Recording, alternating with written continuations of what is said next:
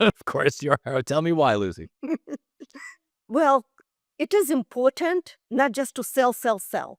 And some realtors or real estate professionals can be very pushy. All they want to do is just sell that property as soon as possible, cash that commission check, and forget. So I believe that real estate industry is a relationship business. You are really not selling yourself to your client. You are offering them an advice, support, expertise.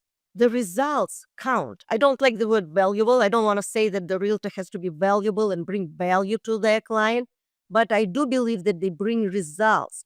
And that means that as a realtor, I'm not, unfortunately, but as a realtor, I don't want to just sell, sell, sell. I want to bring the results. I want to be useful. I want to hold the hand of my client and make sure that they go through their transaction as smoothly as possible. And I offer all the tools and bells and whistles that I possibly can and find in my toolbox. Here's why I said not sold. Because you're not in sales and you're not an expert. I know. And everyone's like, what are you talking about? I'm a subject matter expert.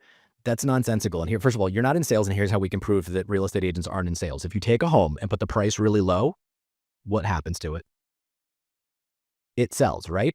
Obviously. So what the hell does that have to do with me? Okay. So this concept is, and this is the problem, is that it's an industry full of people that are, again, providing all of this sales tactics and sales techniques and all this like Willy Loman death of a salesman bullshit from 100 years ago.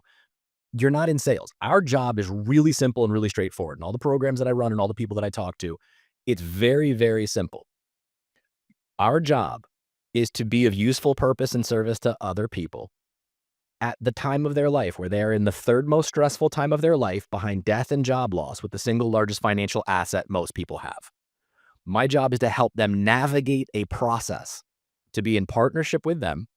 And that's why I use that Sherpa terminology that we're in a mountain climb together, right? But nothing that I just said has anything to do with subject matter experts or has anything to do with me being in sales. I am in partnership with someone to help navigate a process. And the minute I start acting and behaving like I'm in sales, or I start acting and behaving like I'm some expert that they need, that's where the things fall apart. And that's where we start to lose credibility with the long-term customer But or how client. can you disagree with me? I said exactly the same thing. I am not a salesperson. I want to be a professional that holds the hand of my client and build that relationship that I hear, I understand, I communicate, and I bring them through that emotional stress free if possible. Because I'm not disagreeing with what you're saying is, I'm putting a slightly different slant on it. Because Okay. my concern for most agents is that when you say hold their hand, most agents are so afraid of disappointing someone, disappointing the client, that they will go out of their way to go above and beyond. I just had it today. I literally just had this today. Somebody was talking to me and they were like, how should I handle this? And the description that they gave me of the scenario was very straightforward. You ready?